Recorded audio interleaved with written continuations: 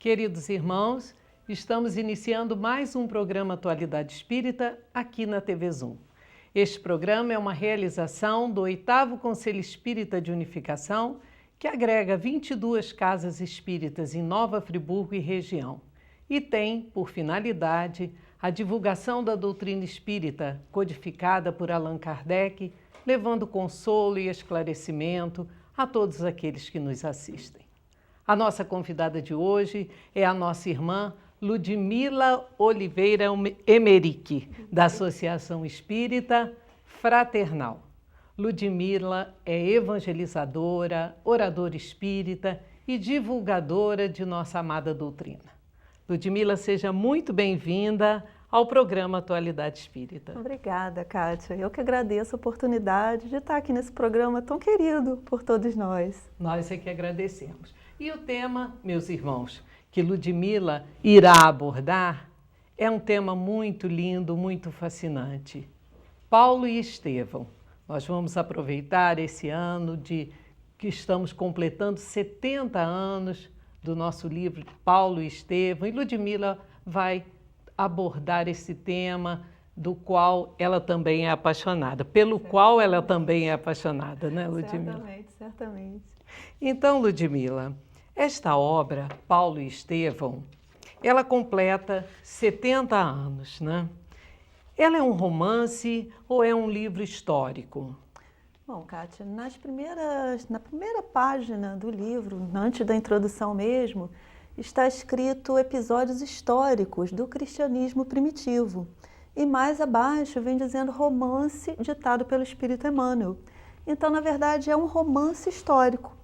É um romance porque tem todos aqueles ingredientes que a gente busca naqueles romances que a gente mais gosta, né? Tem amor, ódio, ciúme, perseguição, perdão, superação, tragédias, enfim, tudo que a gente mais gosta de ler naqueles romances mais saborosos, né? E também, como um aspecto histórico, Emmanuel, que foi o espírito que ditou esse livro, né? Ele quis resgatar alguns aspectos da vida de Paulo, de outras figuras do cristianismo, que a gente não encontra na Bíblia, nos textos que a gente possui. A respeito de Paulo, por exemplo, a gente vê aspectos de sua vida, de sua infância, sua formação, seus sonhos, seus projetos, sua vida pessoal. Por que que ele foi um perseguidor de cristãos? Por que que ele se converteu? Por que que ele passou a ser um divulgador do cristianismo? E, além disso, a gente vê também outras figuras do cristianismo, os apóstolos, por exemplo. A gente vê que eles eram figuras de carne e osso, como a gente. Também tinham seus sonhos, seus desejos, seus medos, suas incompatibilidades. A gente vê, por exemplo, que Tiago e Paulo não se falavam inicialmente. Então, é só já na idade madura que ambos conseguiram superar essas desavenças e atingir realmente uma condição de fraternidade. Então, é realmente um romance e um livro de história. Tem as duas características, né, Ludmila? Tem, certamente. Muito lindo. Ludmila, nós sabemos que este livro, Paulo e Estevão, ele foi ditado por Emmanuel e psicografado por Francisco Cândido Xavier, né? Como foi que Chico Xavier psicografou esta obra? Foi muito interessante, Kátia. É um episódio que merece realmente ser mencionado.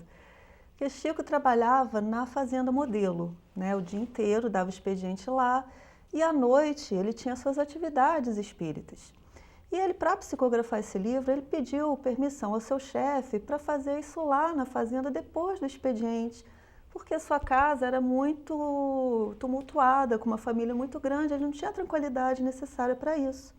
Então, todos os dias, depois de trabalhar o dia inteiro, ele ficava de 5 da tarde até 1 da manhã, recebendo essa obra. Depois ele copiava, passava limpo, depois datilografava e depois apagava o que havia sido escrito a lápis para aproveitar as folhas. Olha! Então, e esse trabalho durou 8 meses. E ele teve uma companhia nesses 8 meses de trabalho, que foi de um enorme sapo. Todos os dias, quando o Chico estava indo para o porão, esse sapo estava lá esperando por ele no portão. Entrava com o Chico, ficava lá quietinho no canto da sala. Quando o Chico ia embora, ele ia embora também e sumia no mato. No dia seguinte, estava lá o sapo novamente. E Chico tinha um certo receio desse animal. E Emmanuel disse para ele, olha, fica tranquilo porque ele também é um filho de Deus. Então ele foi aos poucos se acostumando com a presença daquele sapo. E aqueles 8 meses foram de uma emoção muito grande para ele, porque ele conviveu de perto com todos aqueles espíritos que participaram do cristianismo primitivo. Né? Ele teve contato com Paulo, com Estevão, que compareceram lá. Teve contato com todas aquelas vibrações mais puras do cristianismo naquela fase inicial, o cristianismo antes de ter sido deturpado. Então foi um período de muita emoção para ele. Quando acabou a obra, ele viu um espírito desmontar um painel que isolava aquela sala para que ela tivesse as condições adequadas, né, para aquela psicografia. E ele imediatamente já começou a sentir muitas saudades daquilo tudo que ele havia convivido naqueles meses. E ele quis, de alguma maneira, expressar sua gratidão. Aí ele viu no cantinho aquele sapo e falou para ele, irmão sapo, um dia a graça divina há de brilhar para você também. E o sapo foi embora e nunca mais apareceu. Muito interessante. Muito Agora, legal. quando você fala dessa emoção toda, Ludmila, que Chico sentiu, né? Só de conversarmos a respeito do livro, A gente já se sente só de emocionada. ler, a gente já se sente emocionada, né? Você, podemos falar aqui, que tantas vezes em palestras, em estudos, não é, se referiu a este livro, estudou esse livro e mencionou. Todas as vezes que a gente assiste, é sempre uma emoção nova ouvir falar de Paulo Estevão, não é, Ludmila? Certamente. Uma vez eu vi uma pessoa fazendo um comentário que eu acho muito pertinente, porque ele dizia que esse livro se assemelha a uma cebola. Primeiro porque é impossível a gente ler, manusear sem chorar, porque a gente se emociona muito. Muito. E segundo porque cada vez que a gente vai lendo, é como se a gente tirasse uma camada da cebola, sempre tem outra, então a gente sempre vai descobrindo novos aspectos.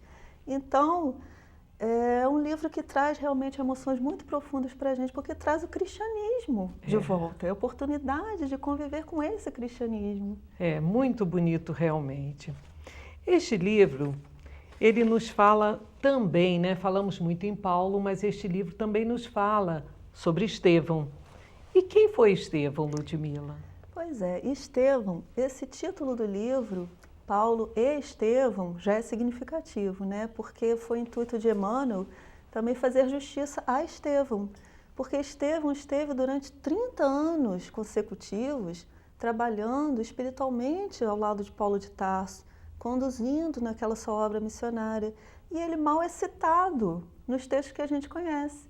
Em Atos dos Apóstolos, a gente vê que ele foi eleito um dos diáconos na igreja de Jerusalém, ou seja, um dos auxiliares, que ele foi condenado, né, foi acusado falsamente para ser condenado porque não aceitavam as verdades que ele trazia, e ele foi condenado à morte pelo apedrejamento.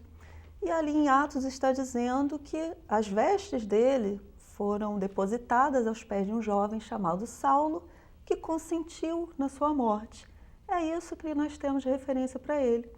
Mas já no livro Paulo Estevão, a gente vai saber que ele era um jovem judeu de Corinto, na Grécia, que ele se chamava Gesiel, vivia com o pai, com a irmã, num pequeno sítio, que ele era um agricultor. A gente vê que ele era um espírito altamente elevado, que ele possuía virtudes morais muito destacadas. Ele tinha uma religiosidade muito profunda, uma dedicação pela família muito profunda. Ele tinha uma capacidade de falar de Deus muito elevada. Ele tinha virtudes que realmente demonstravam, uma sabedoria que demonstravam sua grande evolução espiritual.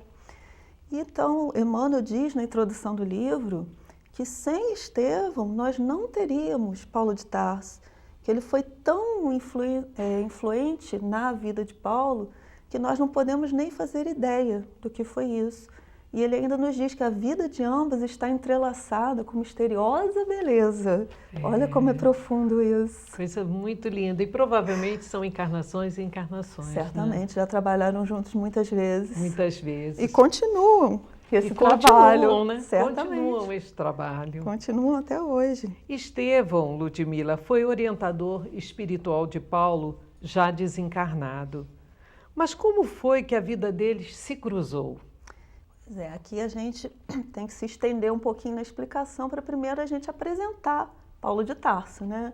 Porque ele é tão falado, mas quem foi Paulo de Tarso? Paulo de Tarso. É importante que isso fique bem, né? É assim, é um pouco complicado a gente reduzir em poucas palavras toda uma vida, né? Mas a gente vai saber que ele era um jovem rabino que vivia em Jerusalém, chamado Saulo, que ele estava sendo preparado para ser um equivalente a um juiz da Suprema Corte do povo hebreu. Ele se destacava realmente por ser um profundo conhecedor da lei de Moisés, um grande orador, por ser extremamente inteligente. Então ele era a promessa do povo hebreu. E a gente vai perceber, vai saber também depois, que Estevão inicialmente se chamava Gesiel, né? E, entre outros acontecimentos trágicos em sua vida, aconteceu o assassinato de seu pai, já idoso, pelos romanos, e o desaparecimento de sua irmã. Essa irmã era para ele não só uma irmã biológica, mas uma irmã espiritual realmente, tamanha a afinidade de virtudes que eles dois possuíam. Estevão, Gesiel inicialmente, né? Ele vai parar na Casa do Caminho profundamente doente. A Casa do Caminho foi o primeiro núcleo cristão, né? Certo. E ele vai parar lá, extremamente doente, e foi acolhido lá como eram acolhidos todos os necessitados, né? Com muito carinho, com muita atenção, com muito cuidado. Ele se recupera da doença. E lá ele conhece Simão Pedro. E eles sentem uma afinidade muito grande. Simão Pedro passa a considerar Gesiel como seu filho espiritual.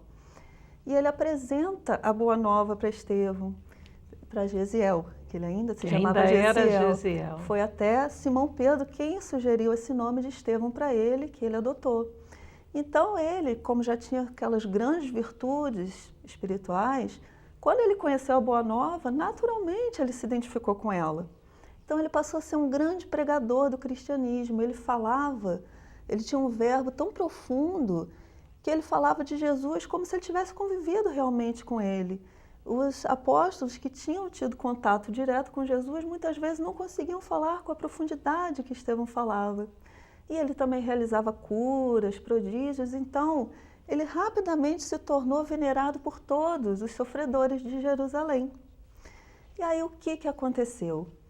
Paulo foi até a Casa do Caminho para conhecer as atividades daquele núcleo, para saber se ali não estava havendo nenhuma atividade que fosse de encontro à lei de Moisés, que ele defendia arduamente, porque Paulo tinha um caráter, Emmanuel nos diz, muito enérgico, muito apaixonado. Ele era um espírito indomável, acostumado a mandar e a ser obedecido, mas ele também era um coração muito puro, no amor que ele tinha pela lei de Moisés. Então ele julgava seu dever defender essa lei. Então ele foi até a Casa do Caminho para conferir tudo isso. Ouvindo a pregação de Estevão, ele se sente profundamente emocionado, porque era impossível não se sentir tocado pelas palavras de Estevão. Mas ele não conseguia compreender a profundidade daquilo, em vista do seu raciocínio judeu, né? Então, apegado às tradições judaicas. Então ele tenta se confrontar com Estevão para convencê-lo que a lei de Moisés era superior àquilo. Só que pela primeira vez em sua vida, ele que era um grande orador, ele não conseguiu vencer naquela arena da palavra, porque a superioridade da moral do Cristo foi muito maior do que todos os seus argumentos. Então ele se sente profundamente humilhado. E ele passa a considerar Estevão seu inimigo pessoal, achando que Estevão fez aquilo intencionalmente, desejando humilhá-lo na frente de todos, enquanto Estevão só quis mostrar as verdades do Cristo. Então ele passa a perseguir os cristãos, passa a perseguir Estevão. E várias vezes ele tentou confrontar Estevão nessa arena da palavra, e ele nunca conseguia triunfar. Cada vez que isso acontecia, ele se sentia cada vez mais humilhado. E a vaidade, né? Ia vindo cada vez mais à tona. Então, ele já tomado de ódio por Estevão e pelo cristianismo, ele consegue condenar Estevão à morte pelo apedrejamento. E realmente esse apedrejamento acontece, E Estevão vem a desencarnar, se tornando então o primeiro mártir do cristianismo. Mas Estevão desencarna abençoando Paulo, considerando ele um irmão, e imediatamente após o seu desencarne, ele já passa a acompanhá-lo, a dirigi-los da espiritualidade. Então foi assim que começou esse entrelaçamento da vida deles. Esse entrelaçamento e essa orientação, né, espiritual de Estevão a Paulo. Exatamente, né? Porque ele já tinha uma elevação tão grande que aquela condenação, aquele desencarne, para ele não disse nada. Não diminuiu o amor. O que importava era o amor do Cristo. Muito bonito tudo isso. Ludmila, quais as repercussões dessa condenação de Estevão, né, por apedrejamento, né, na vida de Paulo? Porque devem ter tido muitas implicações, né? Embora ele não soubesse, aquele dia que ele pisou pela primeira vez na Casa do Caminho, a sua vida estava começando a se transformar radicalmente. E ele não sabia que aquilo não teria mais volta, para o bem dele. Porque depois desse apedrejamento de Estevão, foi que realmente tudo começou a se transformar mais rapidamente. Porque Paulo, que ainda se chamava Saulo, tinha uma noiva chamada Abigail que ele amava profundamente e com a qual ele queria se casar. E aqui é importante a gente destacar realmente essa retidão de caráter que Saulo tinha, apesar da sua intransigência. Temperamento violento, né? Exatamente. Que era a retidão de caráter que ele tinha, porque aquela era uma época de grande devassidão, de grande dissolução moral na sociedade. Esses vícios, essas deturpações da moral eram normal naquela sociedade.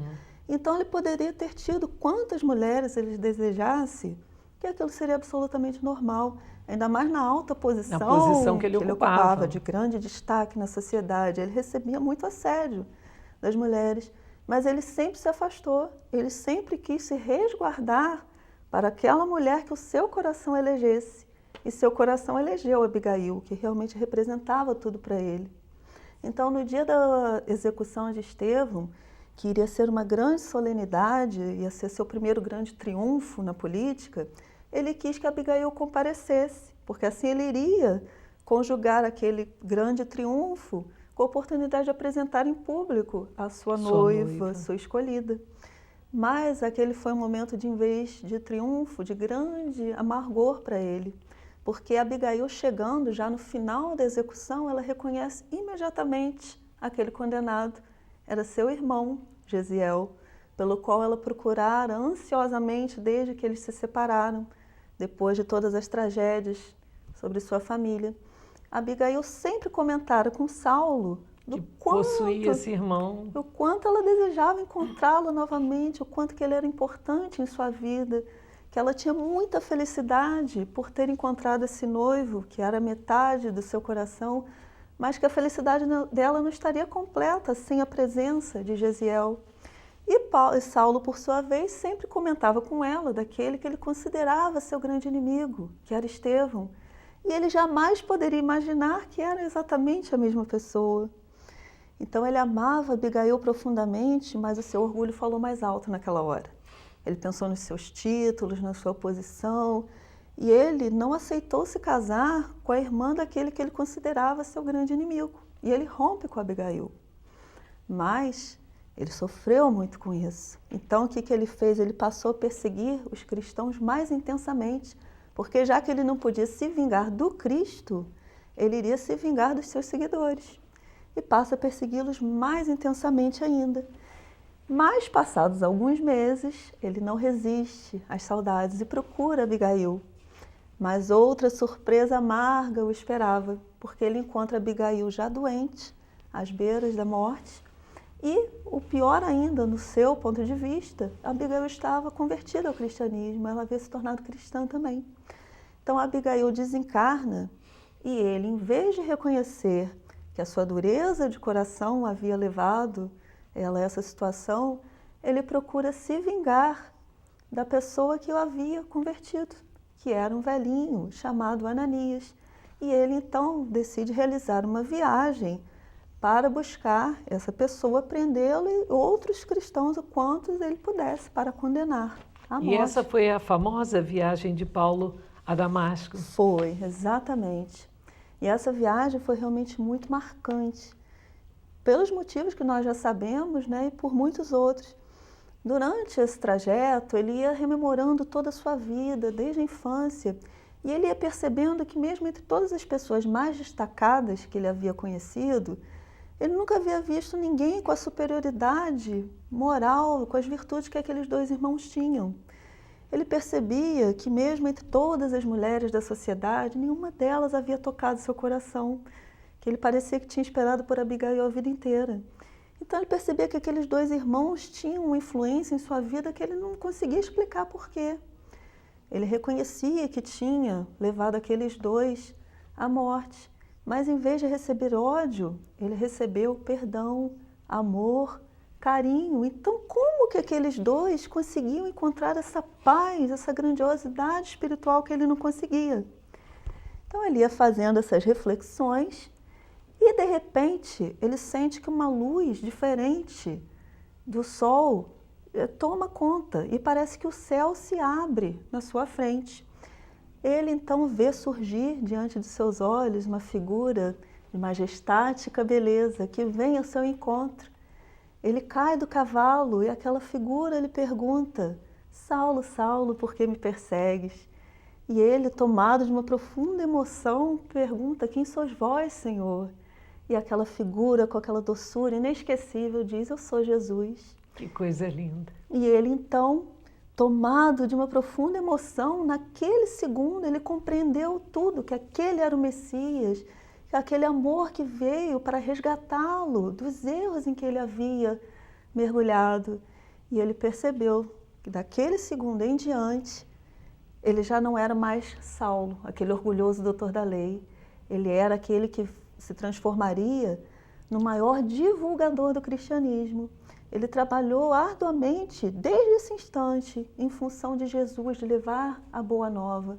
E foi todo esse trabalho que ele executou. Sem esse instante, sem essa viagem, nós não estaríamos aqui hoje. Porque sem esse trabalho que ele executou, nós não teríamos conhecido o Cristo, nem o cristianismo. Poderíamos estar, mas seríamos outras pessoas, né? Totalmente diferentes. Totalmente diferentes.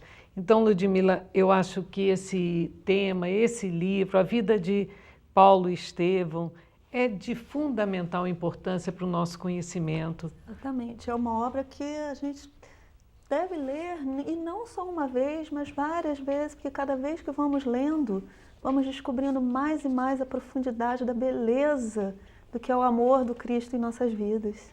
E muitas vezes até ouvimos, não é? Esta frase do Cristo, quando se dirige a Paulo, mas sem conhecermos essa história toda, não é? Ela não fica com essa grandiosidade que nós colocamos a partir do momento que conhecemos a história de Paulo, o amor de Estevão ao Cristo, não é, Ludmila? Paulo, naquele momento, só a presença de Jesus diante dele, o amor que Jesus emanava, já serviu para que ele recapitulasse toda a sua vida. Numa fração de segundo.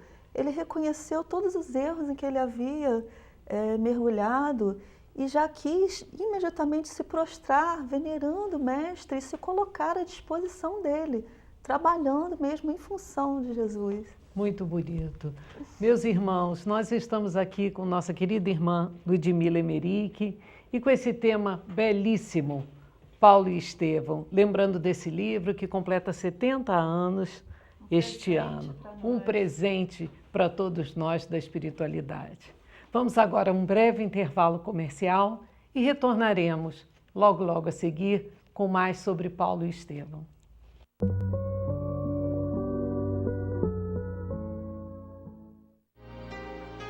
Enquanto vivermos de forma mecânica, irrefletida e sem a intervenção consciente da lucidez e do discernimento, nos privaremos de possuir uma mente tranquila e um coração pacificado.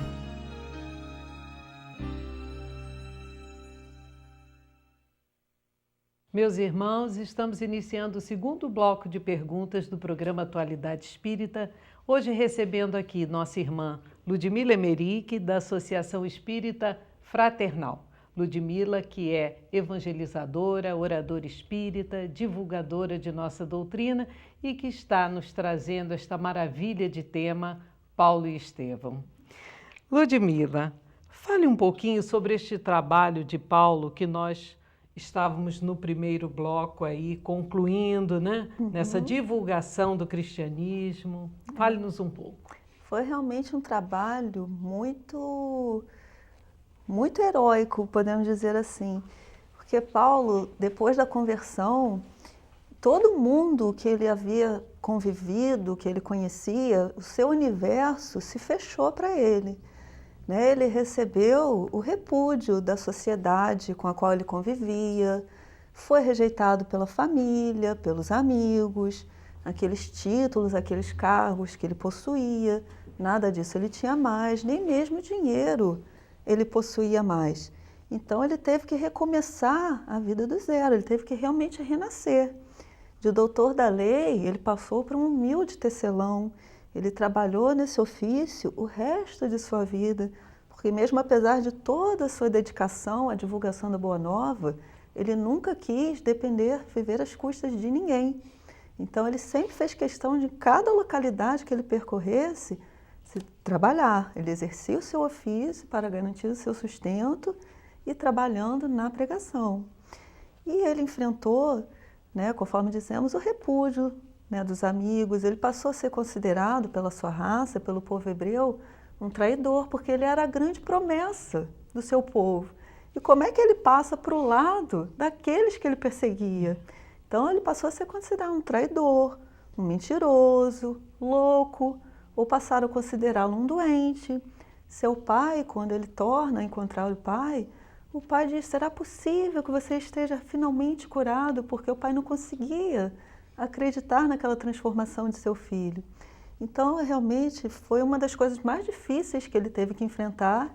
Ele que era aquela pessoa que enfrentava qualquer situação, qualquer pessoa, mas enfrentar o pai foi muito difícil, porque o pai mandou que ele escolhesse entre o Cristo e ele. E aquele sentimento de amor pelo pai, ainda muito mais sólido na educação judaica que ele havia recebido, foi muito forte para ele, porque ele amava profundamente o pai, mas para ele era impossível renunciar ao Cristo. Então foi um momento dificílimo em sua vida, ser renegado até pelo próprio pai. Mas ele, mesmo assim, ele foi em frente, porque ele reconhecia o quanto que o Cristo fizera por ele. Então ele iria aos confins do mundo, em gratidão a Jesus. Então ele realizou viagens missionárias, ele escreveu cartas, ele propagava a Boa Nova onde quer que ele estivesse. E essas viagens que ele realizou, é importante a gente frisar que não eram realizadas com o conforto que nós temos hoje. Eram viagens, na maioria das vezes, a pé. Ele percorreu um total de 3 milhões de quilômetros quadrados. Imagine. Em cada local que ele percorria, ele fundava uma igreja ou um núcleo cristão. Então, realmente, ele foi responsável pela difusão do cristianismo. Foi um trabalho muito grande mesmo. E um trabalho árduo, né? De muito amor, incessante. Foi até o final de seus dias. Foi até o fim. Ludmila, e a ideia das viagens missionárias surgiu como? Foi muito interessante isso, porque no início, a Casa do Caminho, que foi esse primeiro núcleo cristão, como as perseguições eram muito intensas, em virtude até do trabalho que ele mesmo havia feito antes de perseguição aos cristãos, a Casa do Caminho tinha que contemporizar com os preceitos judaicos para conseguir sobreviver às perseguições. Então, com o tempo, ela aos poucos estava se parecendo mais com uma sinagoga do que com um núcleo cristão.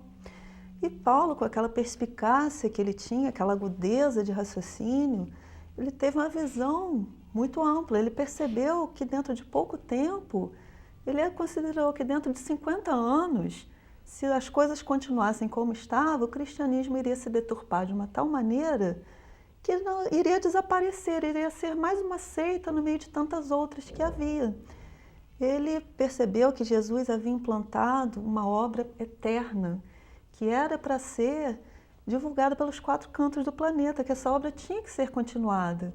Então ele se propôs a realizar isso, para não sobrecarregar outros irmãos, os apóstolos que já exerciam seu trabalho na Casa do Caminho. Ele se propôs a fazer isso.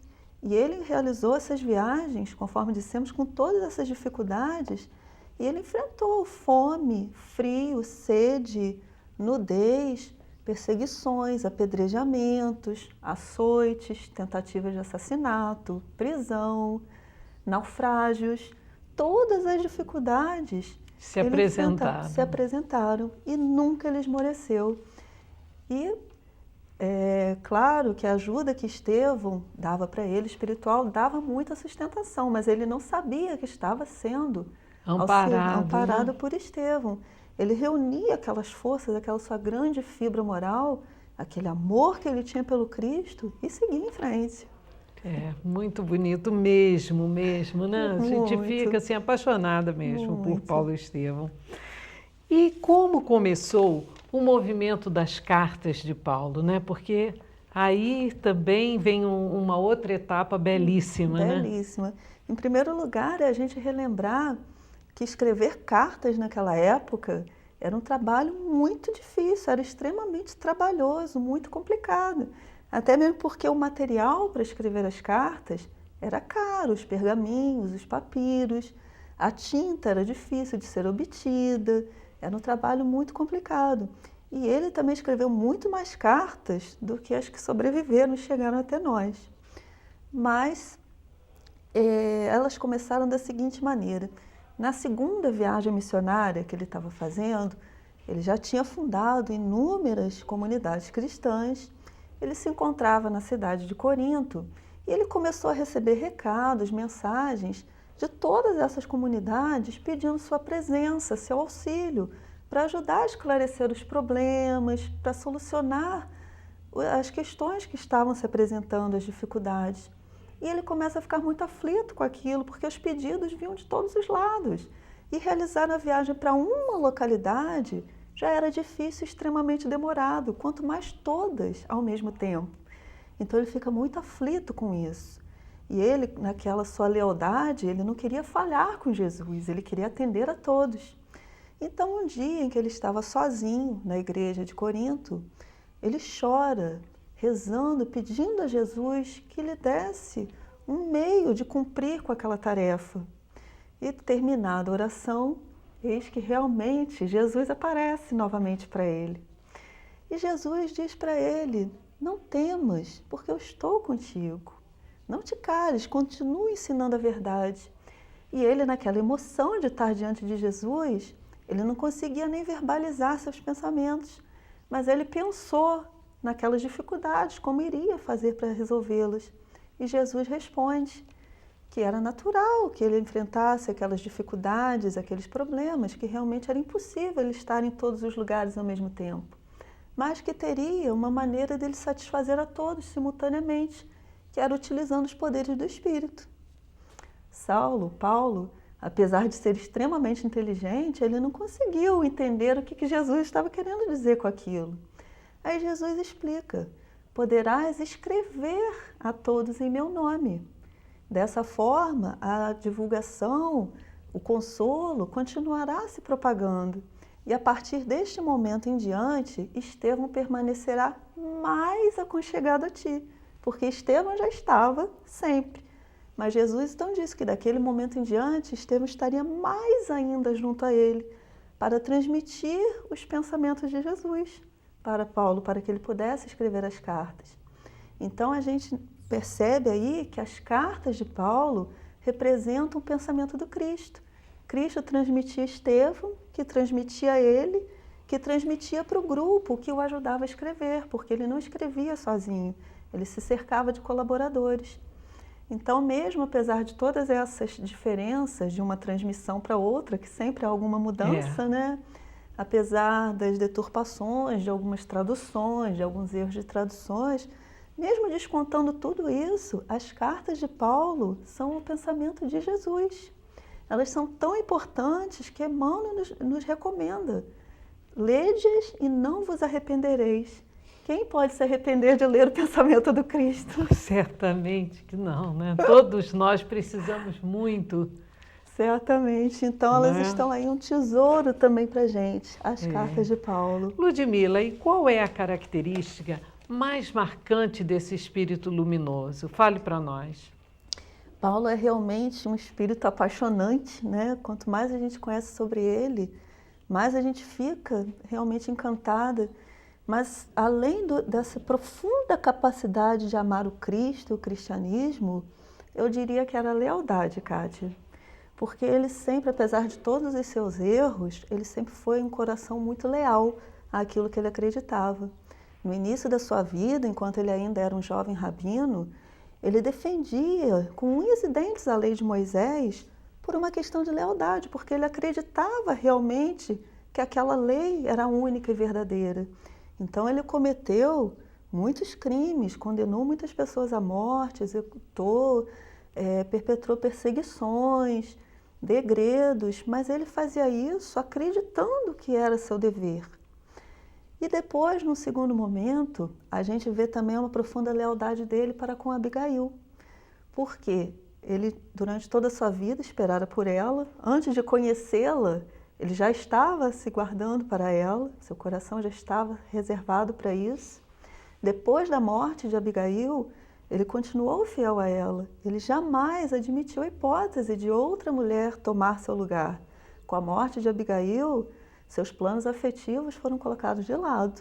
Ele colocou esse amor de Abigail como um tesouro em seu coração. E ele ficou guardando esse tesouro durante toda a sua vida, esperando que um dia ele pudesse se redimir para ser digno de estar com ela novamente.